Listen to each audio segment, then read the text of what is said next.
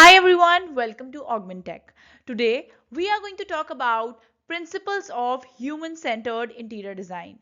As I say this, I mean that we are talking about catering to all aspects of design which cater to users in a way to make their life more easy and comfortable.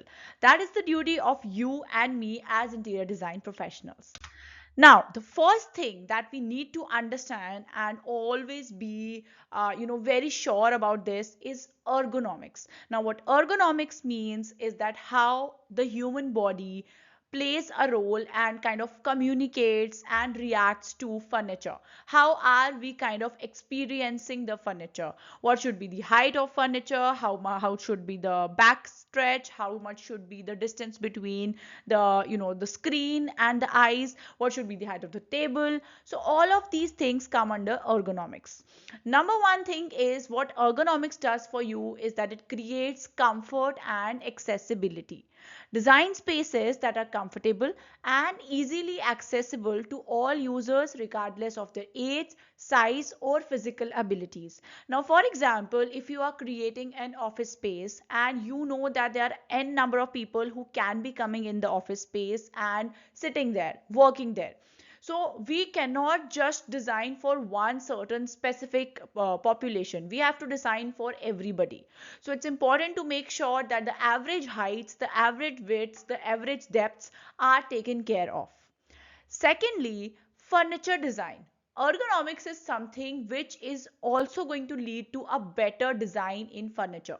Ergonomics chairs and desks for workspaces or furniture with proper lumbar support in living areas. This is something which is like a small example about how you can create ergonomic furniture, because this kind of furniture is in turn going to control the health and the overall sitting experience of a person.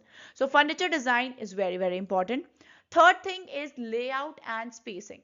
Now, ergonomics does not only apply to your furniture pieces, it also applies to how much gap are you considering.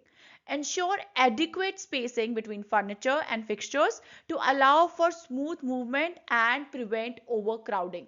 So if you are planning a restaurant, planning a office, planning a residential space, the passages and the gaps between two spaces it just needs to be perfect, right? Now the second principle that we are going to talk about is user experience. Now user experience is something that we also talk about in brand management. We also talk about this in graphic design.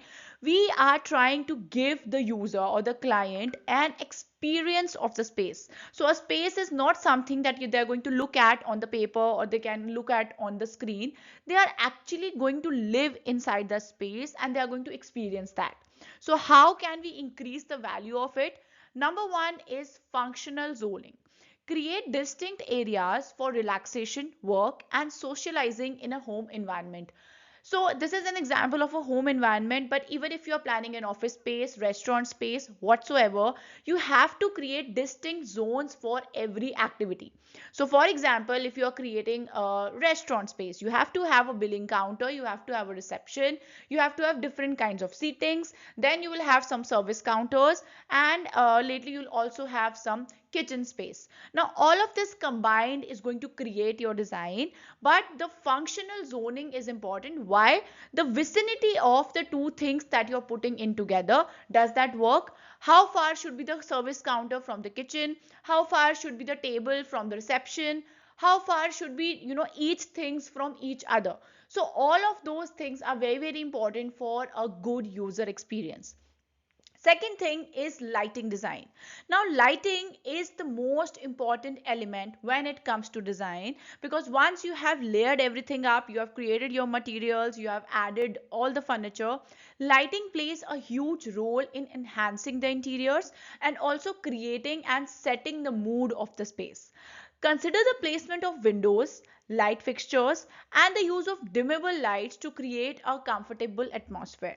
It is very important for us to realize that natural light is as important as the light fixtures that you're putting in. So make sure that the space that you're designing, it gets enough light from the outsource and it also gets enough light from the indoor fixtures that you are going to provide. Now the third thing is acoustics. Now for users to enjoy and experience the space completely, it is important for us to also realize that acoustics play a huge role. This includes soundproofing using acoustic panels and incorporating materials that reduce noise. We do not want to be sitting in a space which is very, very noisy. Now, if you're designing a commercial space, it is a well known fact that most of the times it is going to be noisy. So, how do you avoid that? How do you create the user experience such that people enjoy also and they are not disturbed by the large noises? So, the zoning also plays a huge role in here. So all these three are connected to each other. You have to realize how you are planning all these three things for the perfect user experience. Now the next thing is personalization. This is the third principle for your universal design, which means that here we have to think about how people can customize their space. So if you look at the image on the screen, you can see that there is a small desk like structure which can be staggered, which can be collectively created in different patterns. So what this does is this gives the client a power to change things according to their need. So this becomes a more user centric design. Why? Because me as a user, I can adjust it according to my personal needs. So customization includes adjustable lighting, modular furniture, flexible room layouts. Now sometimes we do opt for very bulky furniture and people are unable to move it around or play with it.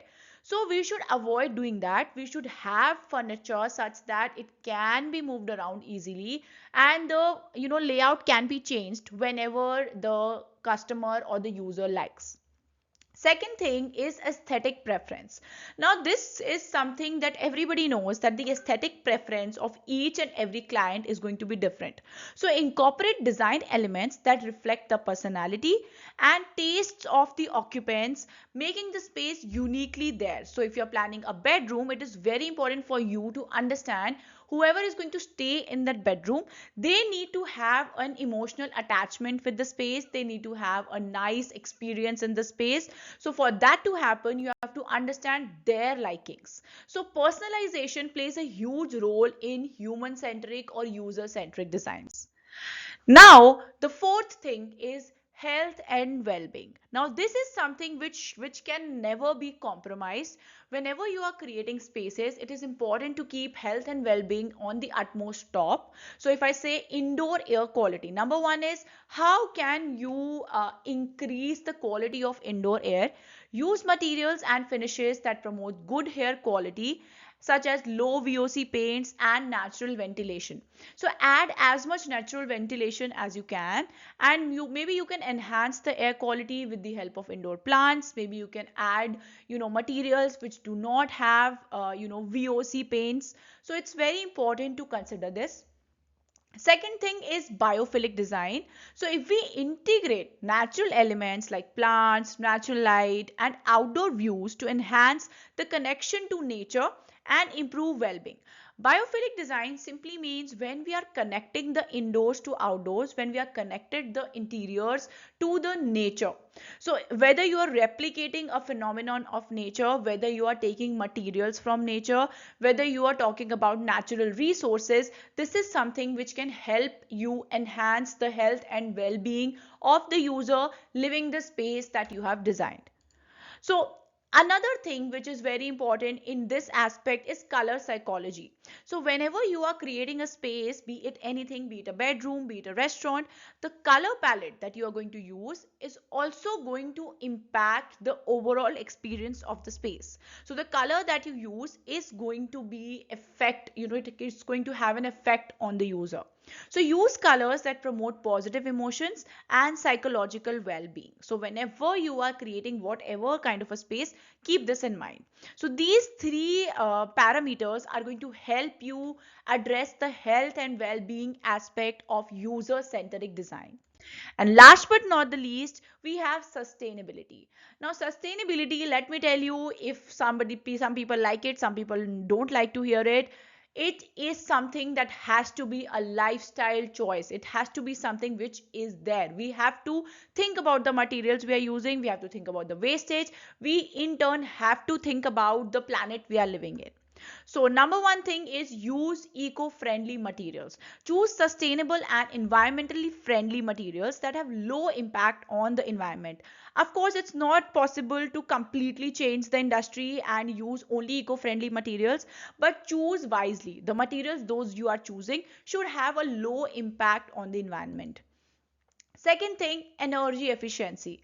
Design spaces that maximize energy efficiency through proper insulation, energy efficient lighting, and appliances. So the gist of it basically is, if you are using the user centric design, you have to provide them with natural ventilation, you have to provide them with natural lighting. So why not also consider energy efficiency? So if you are providing lighting, providing natural light, provided such that it also solves the problem of illumination. So you have to reduce the number of artificial fixtures. So the complete space should get illuminated with natural light during the day. That is going to solve the problem of energy as well. So it should be something which is a part of the complete design.